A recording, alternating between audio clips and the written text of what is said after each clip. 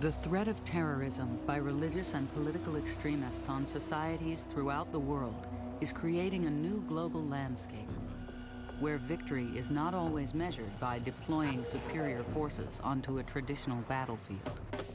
For America, the weapon of choice employed against this threat to international stability is a classified U.S. military force known as Special Operations Command, or SOCOM. SOCOM is, in effect, a separate branch of the armed forces, with 44,000 Special Operations Commandos drawn from the Army, Air Force, and Navy. Yeah, direct hits right there. The SOCOM mission is unconventional warfare, a concept involving the strategic use of American military special operations against narco-terrorist and state-sponsored terrorism. Two of the most renowned units in the special operations community are the U.S. Navy SEALs and the U.S. Army Special Forces, known as the Green Berets. Identified by their professional reputation for aggression, these secret soldiers operate in a severe and classified environment, requiring a commitment and expertise beyond the scale of traditional combat missions. The war on terror is a byproduct of the political tensions of the 21st century. For America's secret soldiers, who are currently deployed worldwide under the auspices of the Department of Defense and the National Security Council, modern battlefields can be about enforcing the peace as much as waging war. We're not fighting artillery, we're not fighting tanks, we're not fighting face-to-face with an enemy. We're fighting with an enemy that is established here, and they're able to hide among the population. Clusters of abandoned or destroyed mud brick houses stand silent. Wrecked vehicles litter the trails. Afghanistan is a land virtually destroyed after 25 years of war. To operate effectively here, U.S. Special Forces must depend on the cooperation of the local population. They know their way around this whole area, so we can just say, hey, we need to go right here. And they'll say, okay, well, you can't go this way because there's mines. You can't go this way because the mountains are high and the Mujahideen always used to ambush people here. This is the best route. Working with indigenous Afghan militia units of up to 120 strong, small teams of Special Forces commandos operate throughout Afghanistan. In this hostile terrain, American and Allied forces regularly come under fire. You got danger everywhere you look. You got to keep your wits about you. Just because people aren't dying, people may think that this war is over. It's not. It's never 100% safe. I'm down here wearing body armor, carrying 2 guns. So, I mean, anything could happen. You got a lot of people traveling through here. It's a major thoroughfare coming from and going to Pakistan. At any given time, somebody can drive by in one of these trucks and drop a grenade out the window. It happened just the other day. With the Taliban defeated, Afghanistan is essentially ruled by a collection of rival tribal warlords and warring ethnic groups. Here at a fire base named Camp Harriman near Orgun, Special Forces adapt themselves to that reality. Warlord probably is just another term for politician. The same thing that happens in politics across the world is happening here. You've got people who are in it for themselves, and you've got people who are in it for the team. You have to keep in mind what the focus of this mission is, and that is for us to eliminate Al-Qaeda. And a lot of times that has some dilemmas to it. An old saying, to truly know your enemies, you must first become their friends. As far as the loyalties go, wherever the money's at is pretty much where they're going. They're following the money. And right now, the Americans are the big boys on the block. They got the most money, so that's where their loyalties are. At the gates of Camp Harriman, everyone is carefully searched by American troops guarding the camp perimeter. The Green Berets know the enemy could be hiding in plain sight. Police noticed a guy that was not from this area walking along the brick wall back there. They hollered out to him, tried to detain him.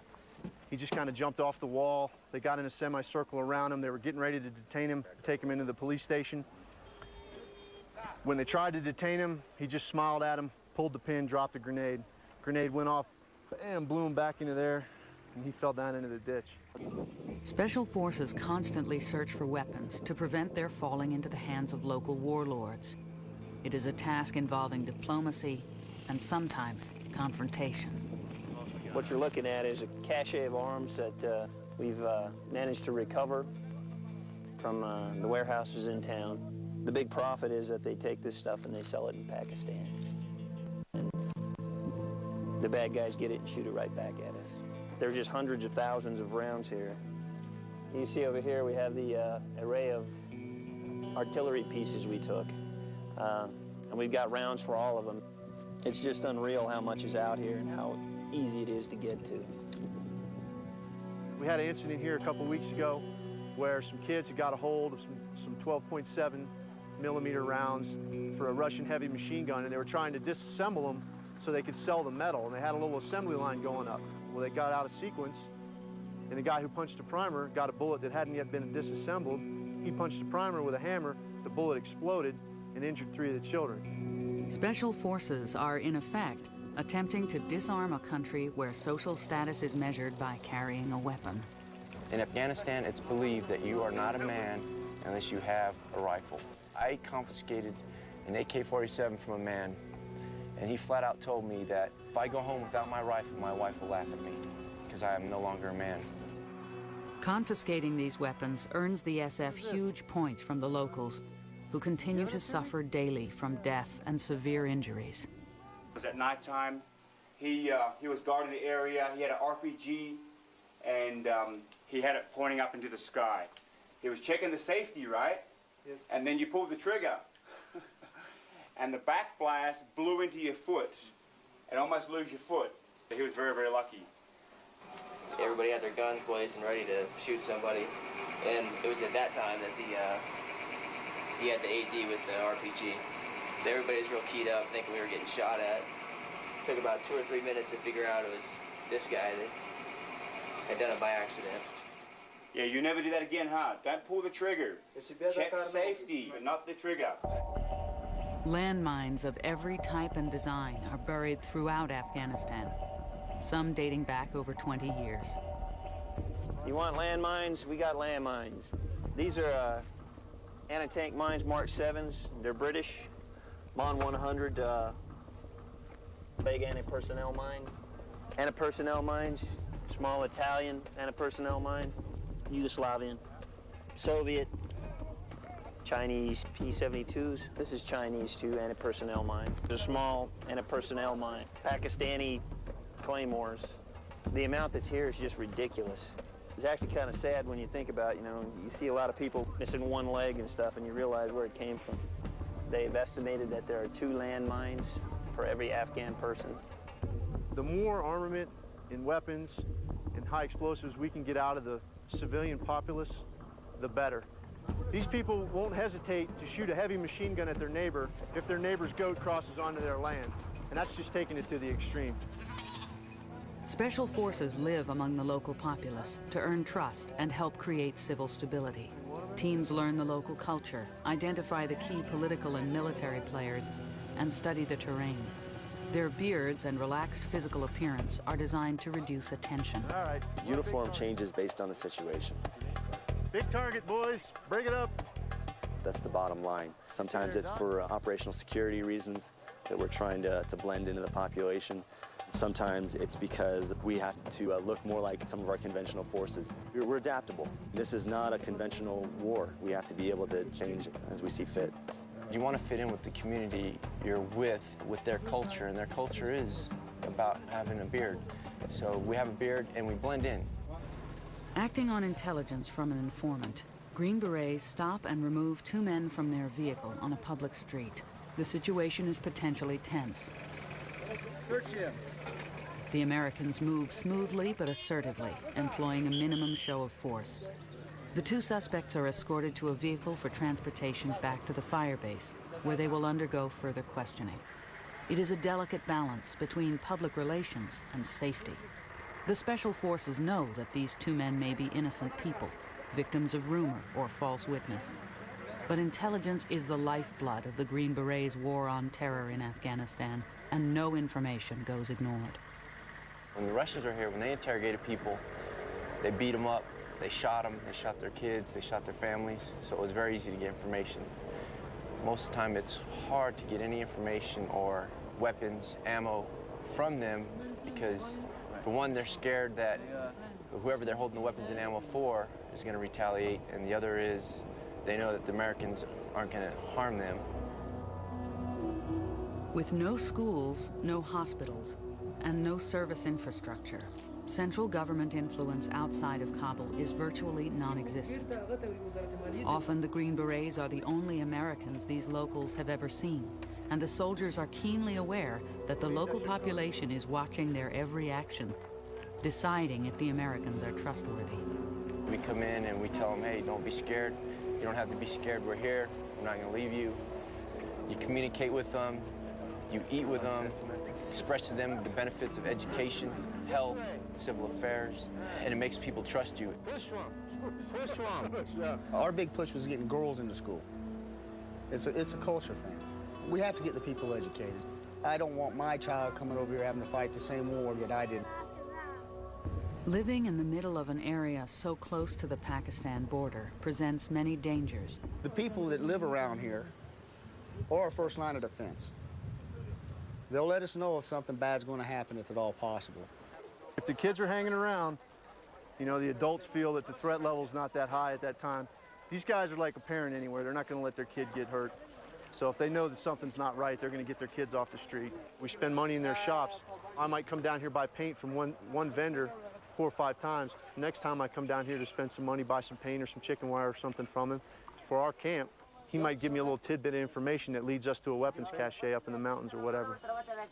Our main mission, of course, is to hunt the Al-Qaeda, find them, capture them, kill them, whatever it may be. We do not speak the language. We don't know what they look like. The local people know who the foreigners are, the people that don't belong in their communities, and they come up to you and they tell you where they're at, what they're doing, where the weapons are.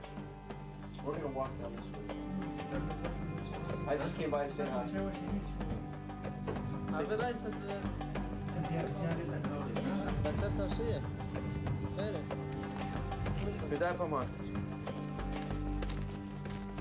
Usually it's a lot more crowded than this. You come down here about midday. There's tons of people out here, a lot of kids. And these nuts that come over from Pakistan, they don't care. They'll drop a grenade right here in front of all these kids. They're just trying to hurt us, but it won't bother them if they hurt, you know, if they hurt these kids. Oh, and this one, good God Almighty, boy, who cut your hair? You are fine? You have a pen? I am fine. You speak English? No. You go to the school? Good, stay in school. School is important. It is a personal relationship. You have to get personal with these people because you need their trust. And where that trust comes understanding, they learn more about how we operate, we learn more about how they do things, and it's all personal. The real reason I'm down here is what we call rapport building. Just getting out, talking to people, letting them know I'm here, letting them know the U.S. is here, find out what their problems are, whether it be Wells, Al-Qaeda, Taliban, bandits, any problems they have. I listen to them, and then I bring them back to the compound, and I send it up to the chain of command. All these buildings are brand new. You can see the glass is brand new, the doors are brand new. This village is back alive. Little stores. This is brand new, billiards. You guys come check this out. One game. No problem. All game playing when the Taliban were here was not allowed. They weren't allowed to play any sports. Is not allowed. Yeah, wasn't allowed to play any of this stuff. Since we've been here. It's not good. It's not good, but it's good, huh? It's good. I like it. Yeah. Hey. I think that the word has gotten out that the Americans are here to help out, so they come to us with information about weapons caches, armed caches, information about Al-Qaeda, and we use that information and exploit it as best we can. Okay. Centuries of tribalism and ethnic rivalries have bred generations of people born into war. Tribal divisions make loyalty to a central authority inherently difficult. The SF is attempting to forge the nucleus of a national army among a people with no tradition of national authority. The Afghan soldiers that we have working with us, they're drawn here for various reasons.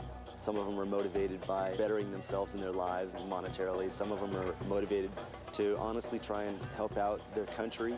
That's the challenge of us as trainers and leaders of them, is to determine who's able to do the mission and who's not. Soldiers, follow your instructors. Stay on to check your targets. We've got guys who are born to go out and kill people, and there's guys that are not. Those that need further training, we do that. We train them up to standard. Pretty much the entire culture here is real flowery, like with the jingle trucks. You can film some of the dump trucks around here, and they got bells and stuff hanging off of them, and it goes as far as down to the guy's rifle. I got a guy out there who carries two little, they're like Christmas bells, real small bells, two of them hanging off the barrel of his rifle, and they jingle around when he moves the weapon. They are soldiers in the fact that, you know, they're here fighting for a cause. They'd rather just mill around as opposed to being an organized fighting force, and that's where we come in and we organize them to the best of our ability and train them. But the language barrier is a problem, even with the Terps, because a lot of things that we say doesn't actually translate to them. I mean, it took me like an hour and a half to teach them how to get in a formation. We come into this country with our own set of ethics and our own set of morals, and to apply that to a culture that has a different set of ethics, a different religion, a different set of values is really difficult. And that's where SF earns their money. The men obviously don't respect their women here. They try to pawn everything off on their women because they know we're not going to touch their women. We don't get near their women. A lot of times the women have things hidden on them. There's nothing we can do about that. We don't want to go across their customs and cultures, because then it wouldn't be a fight against Al-Qaeda, it wouldn't be a fight against Taliban. It would just be a guy defending his woman, and it's not worth it. Resupply and reinforcements for Firebase Harriman are hours away by air. But every 12-man Green Beret A-Team knows that their own initiative on the ground is the first line of defense to stop potential enemy attacks. This means knowing the area of operation intimately and being able to analyze information of suspected Taliban and Al-Qaeda whereabouts quickly and accurately. The response to good intelligence must then be immediate and aggressive. Today's mission is a raid on one of the many walled compounds that occupy the Afghan landscape. Sheriff, I want that man and that man right there. Tell them when everybody comes out, they're to hold them right there and not let them go anywhere. There were reports that there was Arabs inside the building. If they're Al-Qaeda, they're not coming out alive. So if you're not ready to go in and start doing what you have to do, someone's going to get hurt, and you don't want it to be your buddy. This is the home of a mid-level Taliban military leader who is rumored to have stored a large weapons cache inside. Although the Taliban commander has gone into hiding in Pakistan, the Green Berets are in a race against time. They want to find the weapons before the local warlord does. Tell them to open the door. Sheriff, tell that lady to open the door right now. If she doesn't open that door in 1 minute, I'm going to blow it off the hinges. I'm going to blow that door up. For the Green Berets, the roles of nation builders and gunfighters coexist. Which means they're in there hiding. They must be able to switch between them as the situation demands, often at a moment's notice. Did you see another door around the back? Their survival may depend on it. I'm gonna go gain entry to this building, dude. I'm not gonna wait for this woman to open this door. Come on. No, I'm taking Jim or Monty, one of you guys. Have 4 of the AMF go to the other side of the building and not to let anybody in or out.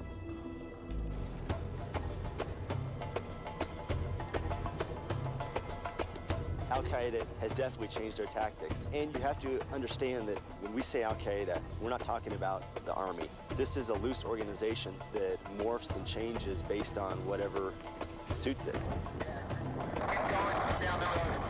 They're very adaptable.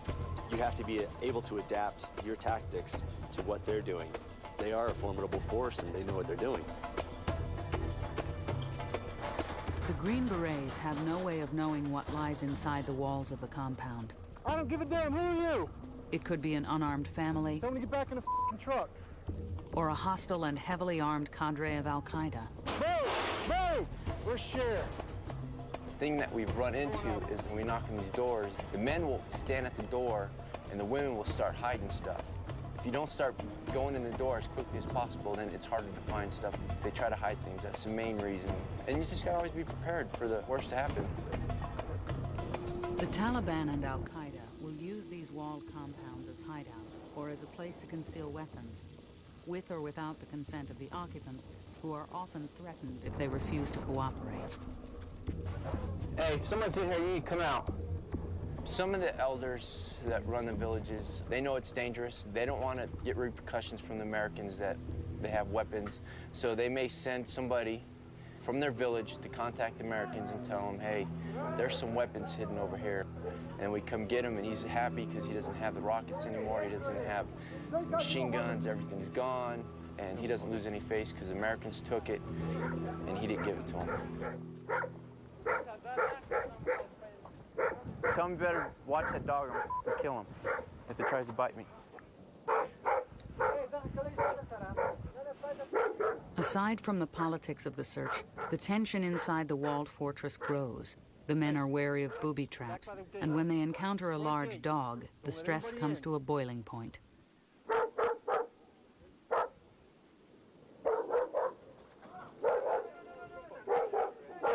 Get that dog. Get the dog. The dogs here in Afghanistan are not like American dogs. They're not domesticated. They will not hesitate to bite you in an instant. We've had many incidences. We've gone into compounds, even driving around, that dogs have tried to bite us. So that's one of our biggest fears when we go in, is to know where the dogs are. There's nothing funny about a dog coming up and tearing you up. With security established, the search now begins. Tell them I want the weapons buried in the ground. You should research my house. I'm going to search your towers. I'm going to have a metal detector. I'm going to detect if you buried Boca? All right. We got a hole. Ask that man if there's anybody down here. If I run into anybody down here, I'm going to shoot him. No, I'm going to go. Ask him if anybody's down here. Hey, Larry, let's check this out.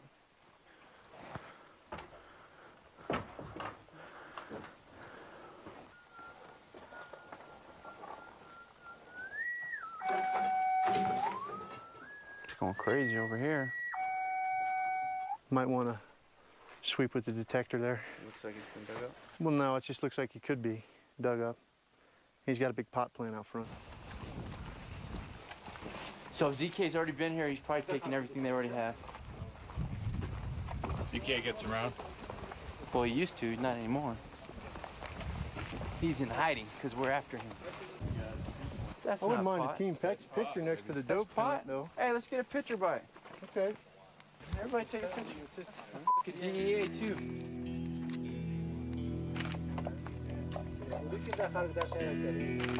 No weapons are found, but it's obvious there were weapons here, and recently. The special forces want to know if it was Al-Qaeda or the local warlord who removed them. They question the nephew. Ask them what the Arabs wanted when they came here. Yeah, I know about them. I know about the Arabs that come here. I know that shit.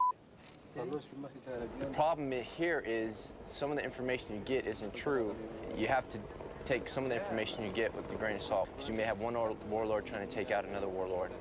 So you just question them, try to catch them in a lie. What about the PKM ammo? PK? Yeah, the machine gun ammo. Both the local warlord and the Arabs have been here already, and the weapons are gone. The nephew denies knowing anything about machine gun ammunition or marijuana plants. It's a dead end. Hey, ask him where the Taliban Hilux is now. Which compound? Today was unsuccessful, but 3 weeks after this patrol was filmed, 20 Taliban suspects are seized nearby, inside a warehouse filled with munitions and weapons. The local warlord, along with his brother, eventually flees the area to avoid arrest. This is a war of patience and force, information and planning, treachery and trust. This is the war that the SF fights every day in the war on terror. Once we leave the region, it'll be unstable again, but Orgun is a safer place to live for the women and children and the men that live there now. We're not going to be able to change a culture within 6 months, a year, however long. It's going to take a while for people to start respecting each other as human beings. It's not as dangerous as it was 7 months ago, but it's still not safe. I think eventually, in the end, if we get the government structured properly and get them all working as a nation instead of as tribes individually, I think things will work out here. Any country with a large urban population is a potential sanctuary for terrorist cells. Mixing into the landscape, using innocent people to cover their activities, is a traditional guerrilla tactic. Urban warfare requires a totally different approach to locating and attacking an enemy. Identifying the bad guys hiding among an innocent populace is the ultimate challenge in unconventional warfare. You spot the enemy. In the old days, you probably saw them in a free fire zone, and you were allowed to bring all of your power to bear to deal with the enemy. Today, there's no such concept as free fire zone.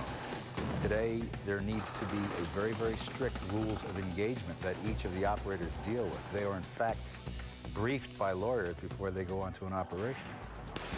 We can't just train for an all-out, free-for-all zone that they had, say, in World War II. So much more of the things that we get involved in now. You have civilians that are living there. You have very strict rules of engagement. It takes a lot of restraint, and it takes a lot of awareness of your surroundings. When rules of engagement are set, they're set. If I'm going into a situation, let's say I'm doing a dynamic entry into a building. Once I'm inside that building and I'm doing that dynamic entry, the decision process is going to be up to the operator himself.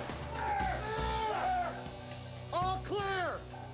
Now, that takes a lot of training, and it takes a lot of decision process, especially when you're coming into the unknown, because 95% of the time we don't have the layout of a building. You don't know what you're going against, or intel may say it might be a family. To combat the threat of state-sponsored terror and religious extremists requires dedication, concentration, and specialized training. It requires every special operations soldier to understand the enemy's mindset. We definitely need to open our eyes. There are educated people out there obtaining information on very serious weaponry capable of injuring masses in cities, towns, villages, countries. To put your mindset on the level of a terrorist, you have to think of the things that they know. Their mindset is to kill innocent people, to attack the areas that maximize their kill zone, and to create fear. In The Art of War, Sun Tzu says, how do you defeat a great world power? You defeat him from internal, turning the populace into scared people that run around and don't know what to do from day to day. Operating in an urban environment is a fact of life for counter-terrorist forces. It creates unique demands on units who must seek out and engage their enemies. Controlled aggression is a mainstay for special operations troops.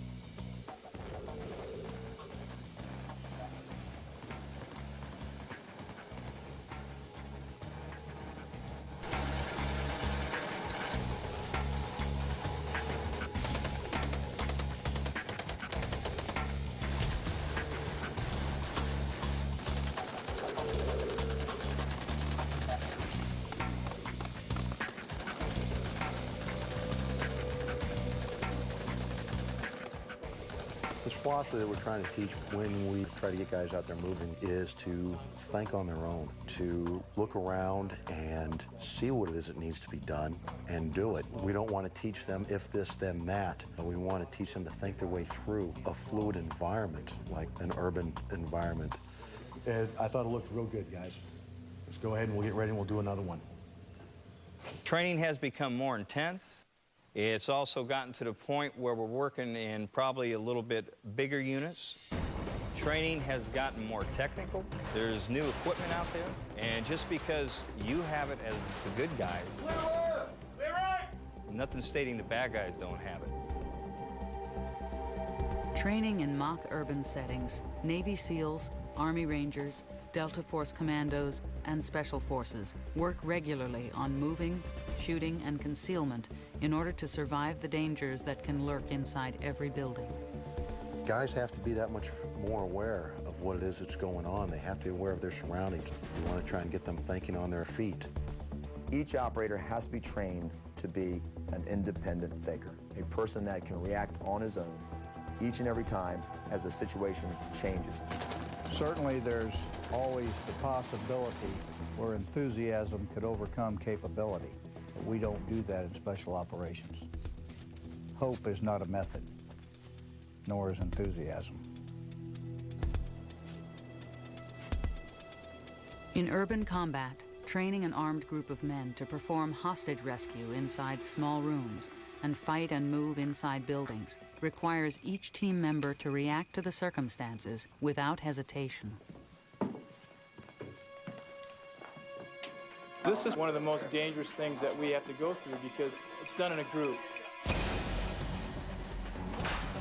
Each person has to be thinking on his own. He has to react off the man in front of him.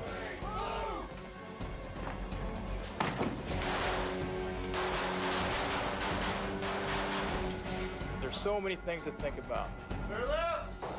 Muzzle control, target discrimination, front sight focus. In reality, once the bullets fly, the adrenaline goes. Smooth is fast, but you have to be able to think. The main thing is the individual just doesn't sit there, the individual reacts, because every tenth of a second could mean your life or your partner's life. A warrior must walk the line between killing everything in sight and controlling his natural aggression that comes when threatened with a life and death situation. A critical goal in training is to move the soldier from the mindset of the predictable target shooting mentality into a real-world scenario that will allow each man to test his limits. CQD stands for Close Quarters Defense. It is a system that's been developed to respond to both shooting and non-shooting threats. Slowly roll towards us. The first step that we have to build within any military operator is the hard aspect, that they could kill if necessary. They will dominate and be aggressive at any time that they are threatened. Don't move. Do you have any weapons on you? No. Don't fight me, don't resist, and you're not going to get hurt. You understand that? Yes. So we want these guys to be the most dynamic and the most aggressive in the fight. You have to respond appropriately to the threat against you. If it is a shooting threat, you need to be pulling the trigger first. Towards your butt. The success for the operator is the team ability to move and to use their skills and tactics in the best way possible to succeed. Of course, that starts with the individual. Get out! Get out! Get away from the gun! You guys got to turn it up, all right? You got to turn it up. That little, hey, get up. Hey, get down. He would have done exactly what you said, except you guys look weak, all right? So when you go, wait, get up. He was like, they ain't there. I'll go for it. All right, you see what I'm saying? You want to give him a no doubt in your mind by the way you present yourself, the confidence, the way you speak, the way you guys are in the room, that he does not want to mess with you.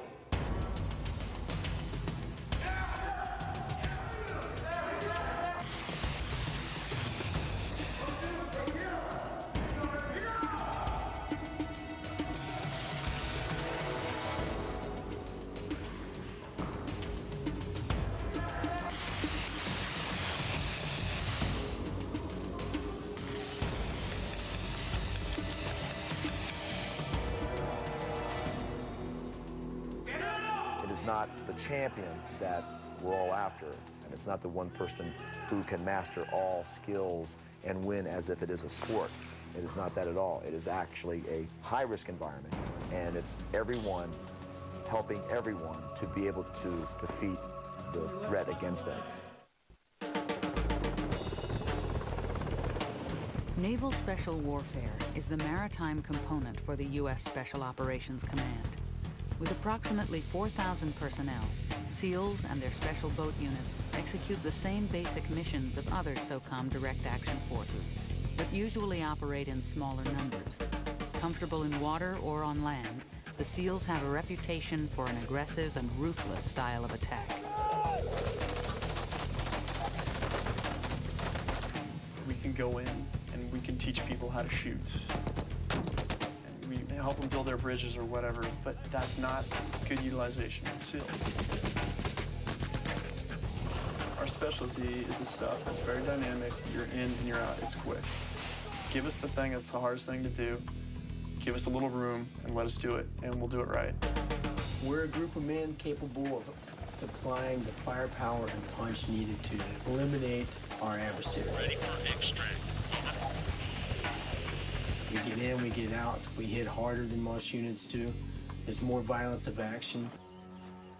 Operating inside an enemy's backyard disrupts his movements, makes him cautious, and takes away his initiative. If a smaller-sized enemy force can evade larger conventional units, SEALs and other SOCOM forces will use different tactics to slow them down, like the ambush. The ambush can ensure the destruction of an adversary while preserving the survivability of a small force. SEALs use the ambush and its violence of action as a calling card and a reminder that the hunter can become the hunted. You have to come to grips and make a conscious decision in your mind that I'm in fact going to kill people. I try to keep myself in neutral when it comes to that. I derive no pleasure nor sorrow. Just stay neutral.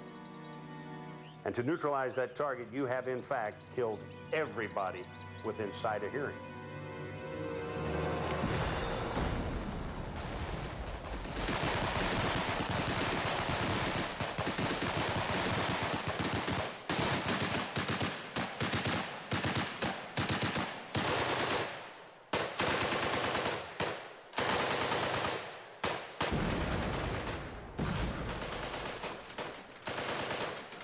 I hate to say that way, but that is a part of war. It sucks when civilians take casualties. It sucks when the wrong people die. But when you're engaging in your mission, you look around you, who's your family? The SEAL teams, that's your family. And everybody in the team comes home alive. The SEALs train vigorously to prepare for war and are sensitive to criticism that their aggressive operational methods could be less than professional in the fight against terrorists. To say that we act like a terrorist, that's not correct whatsoever.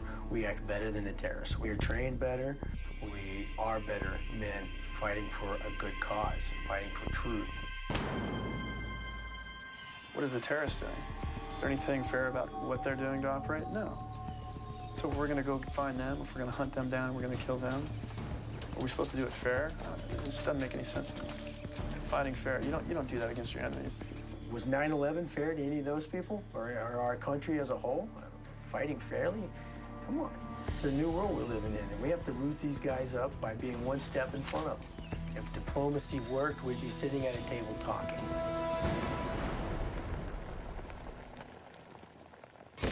Often the true nature of what happens in war is masked by a media or a public uncomfortable with the sacrifice combat requires. Every SEAL operator understands his primary mission is seeking out and killing or disrupting the enemy. Killing an enemy, that's part of the job description, okay? With the professionals and the majority of guys I work with, it wasn't something that was really discussed, but it's something that's understood. There is another form of pressure, one not usually associated by the public with being a Special Operations Commando. It's the pressure of maintaining a career balanced with a family life. Being a SEAL is 100% commitment. Being a family man and being married is 100% commitment. Well, you do the math. I was probably gone 250 to 300 days a year for my first 3 or 4 years, at least. And it's bad enough we have over 75% divorce rate in the team as it is, so when they're coming straight out of buds, already married, and the women are going through all these deployments, not seeing their husband basically for 18, 19 months out of 2 years, it's real hard on their relationships. You come back in town for a month, and all of a sudden that month is just a week, and all of a sudden that week is 2 days, and you're off on a plane. Sorry, honey. There's a lot of Dear Johns in the teams. I think you sort of take what could be an emotion, a marriage, a girlfriend, something like that, and you sort of keep it at bay because it's a vulnerability. It takes away from your ability. Okay, hey, we just lost Mark. Mark's dead. What are we going to do now? Okay, let's continue on. The shrinks would look at us and say, these guys are absolutely nuts. It is a certain kind of mentality that you have to do the job well. And it really is a general numbing of certain emotions. That's just part of it. But training hard does not guarantee that a warrior will see combat. Despite their desire to fight in battle, most SEALs will never go to war. Not getting in on the action is a primary reason SEALs leave the Navy before their career is over. I mentioned to guys that have been in the community for 20 years but never saw combat action. To go through all that time and never experience it, you train and you train and you train, but the true test comes when the bullets are coming at you. Think about it. You've got this group of pit bulls, and you got them in a cage, and you shake the cage around for 18 months, and then you sit them down in the middle of this arena. There's just this frenzy. You can't help it. You're just fired up. And now, boom, jock up, get ready to go, and then, okay, well, hang on, we're gonna have to pull you back. Okay, jock up, we're gonna have to pull you back. It's called being spun up. It can be limiting because some of the guys, when they go in, they want this opportunity to do this job. They thrive, they hunger, give me work. Sometimes they sit off the shore on a boat just going, please, let us do our job. Trained to go to war, obviously you want to go to war. You know, the cream rises to the top. These guys all want to be the cream. And when there are things going on in the world, they want to be the first one there. When the call goes out for forces, you better batten the doors because everybody wants a piece of that. That's what we live for. Every time you get that call, you think you're going in. So mentally, you are peaked out and redlined, and then they send you home. And you say to yourself, Jesus, what did we do all this for? We didn't get in the game. Oh, we didn't even get a look at the game. It's very frustrating. The demands of counterterrorism require the SEALs to hunt down the enemy in a manner consistent with unconventional methods.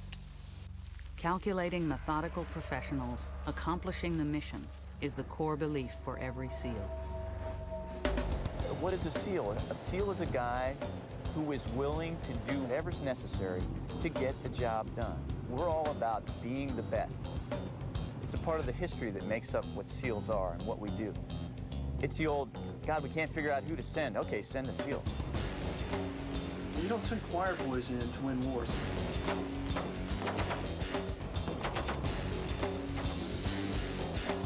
You need something done, and you need it done right. You're going to give these guys a call, and they're going to do it.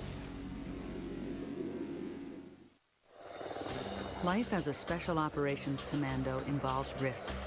Training on the edge means that sometime, somewhere, someone goes over.